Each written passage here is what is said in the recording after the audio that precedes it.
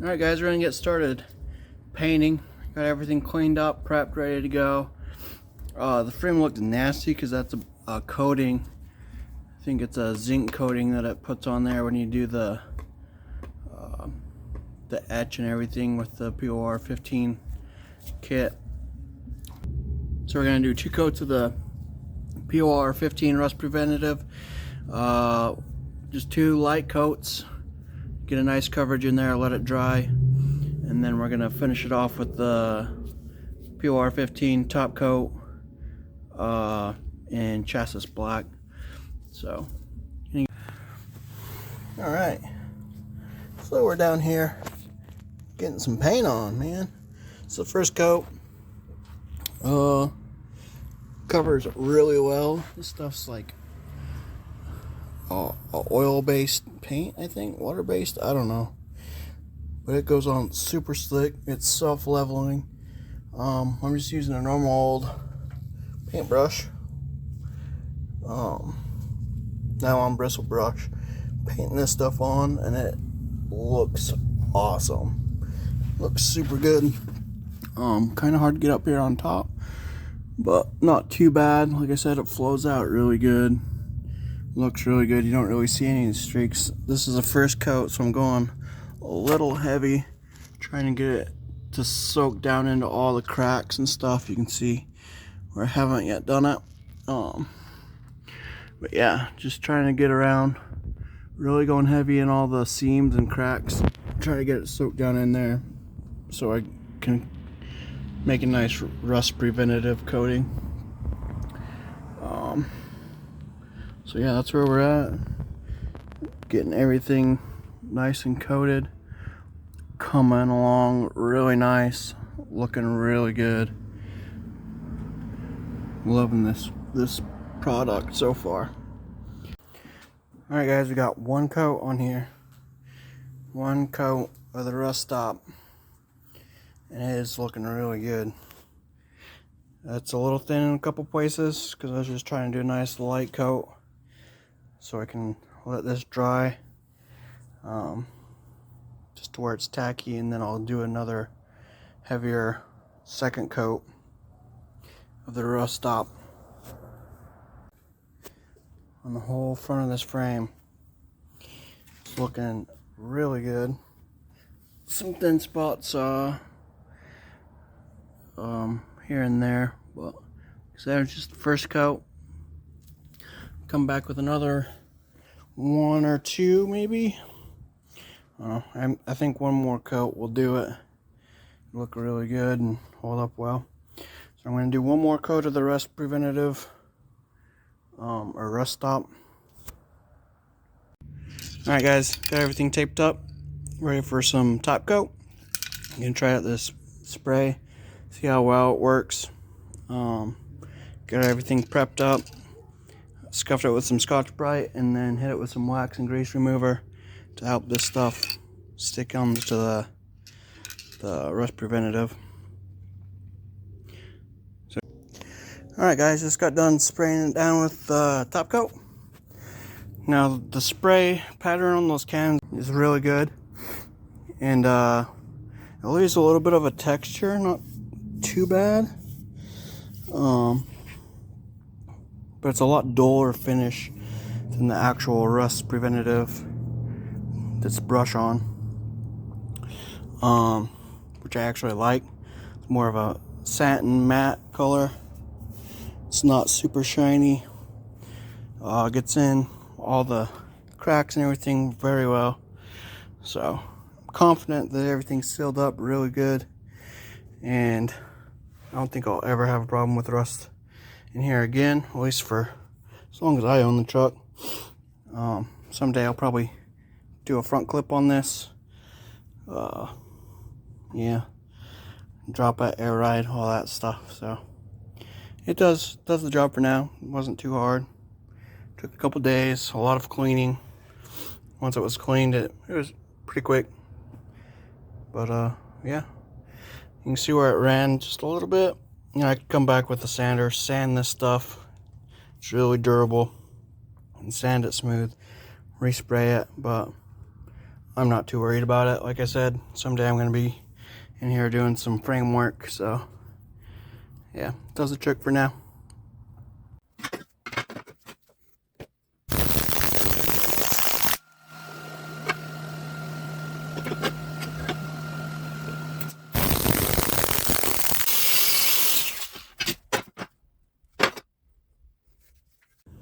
Alright guys, everything's going back together. Got the steering box back in, brake lines back in, wiring back in, new ABS module. Gonna be removing these coil buckets and doing an air ride while I'm in here. So I got some lines marked out so I know my centers for my shock and my coil. Soon to be airbag and shock instead of coil and shock. It's been raining the last few days, so I haven't got a lot done, but got the Carix Customs 12 valve brackets in here. Good hardware. Had to notch it out. I don't know if this is just a 2-wheel drive thing or if it's like this on the 4-wheel drives. I don't know, but I had to notch it out for this bolt, which is your I-beam bracket that I still need to weld up. And yeah, that's all we've got done in the last few days. Like I said, it's been raining constantly, so I haven't really been out here much. But yeah, hopefully we'll get some more done this weekend. Alright, I'm in here. Gonna take the brake booster out. You got 4 bolts. That pin has a little spring clip in it that holds the master or the brake booster rod to the pedal and your brake switch. So just pull that out. 4 bolts and the whole brake booster should come out, no problems. Alright, let's see if I can pull this out one-handed here. Probably not, because I got brake lines in the way. I probably should have just left undone. We'll see.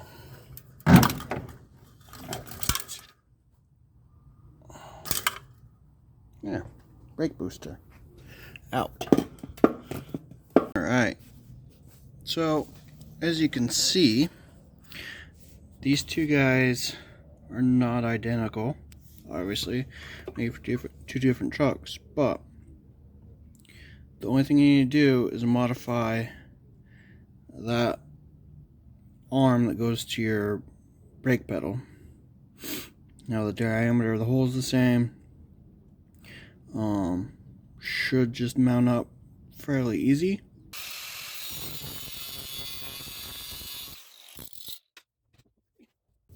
Alright, so we're measuring total length of that, flat surface to flat surface, this rod. And we're taking that,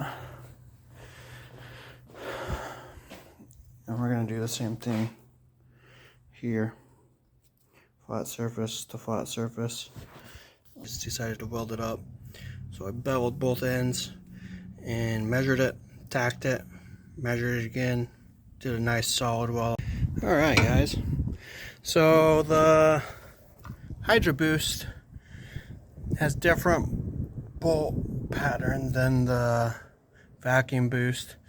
So what I did is I just took a piece of cardboard, punched it onto my 4 bolts there, made a template, lined everything up, and then marked my bolt holes. So now I can punch those, drill them out.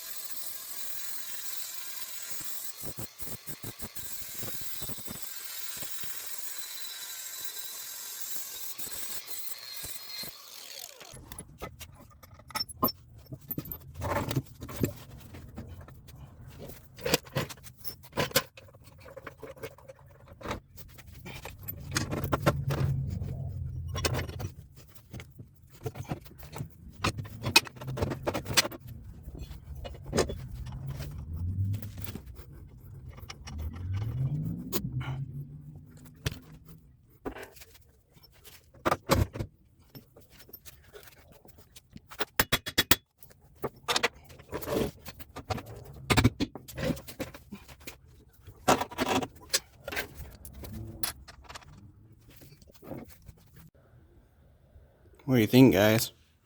Just getting there. Got the I-beams back on, spindles back on, tires back on, checking some clearances. Super close on the heater box here, but I think it's sitting just a little bit lower than it will on the bump stops. I'm gonna put bump stops, the factory bump stops, back in here, which should give me some clearance and maybe bring that up a quarter inch or so. But yeah, she's sitting pretty low. Barely get a jack stand under it, or not a jack stand, a floor jack. So yeah, gonna have to relocate my fuse box, get it up out of the way a little bit. Shouldn't be too hard. I'm redoing wiring anyway. As you can see, starting to muck up the lower mount, get all my angles right before I even tack anything in there. These magnets are super awesome, help fabricate some stuff. So get those all in there, lined up. I'm gonna put this the upper mount in here, get it lined up, centered, and I'm gonna have to clearance the actual upper bag mount to clear the frame. I don't want to cut the frame up, and your power steering pump bolts through here, so there's a lot of bracing and stuff in this area. I'm just gonna clearance the upper bag mount so it follows that contour, and then I'm gonna weld it in, so it should be nice and solid. And yeah, just make sure I get all my angles right, get the geometry good, run it through the travel, make sure everything travels where it's supposed to, so the bag doesn't, you know, buckle in half basically, or try to. Gonna have to make up some shock mounts, whether I put them on the side of the drag race, whatever you want to call it, or back on top, I don't know. I have to make some kind of hoop for the upper part. And then I got tabs for brake lines to also put those back in. So yep, just take it a day at a time.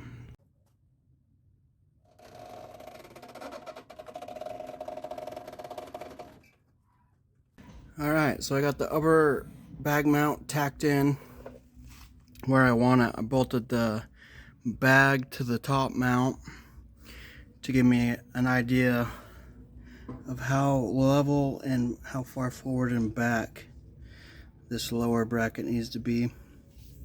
I had it tacked on, but at full compression it was hitting the back of the bracket, and it was sagging out and hitting the top of this adjuster. So gonna play around with the mounting location for this bottom one, and I gave myself a couple inches of height because I don't need the full stroke of these bags all the way up, because it's 10-inch stroke.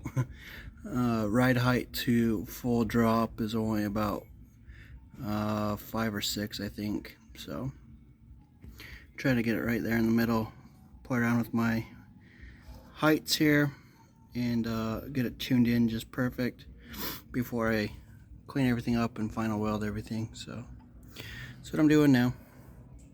Alright, so she's in. I don't know if you can see back in there. These holes help to see the back of the bag, make sure it's not rubbing on this back side.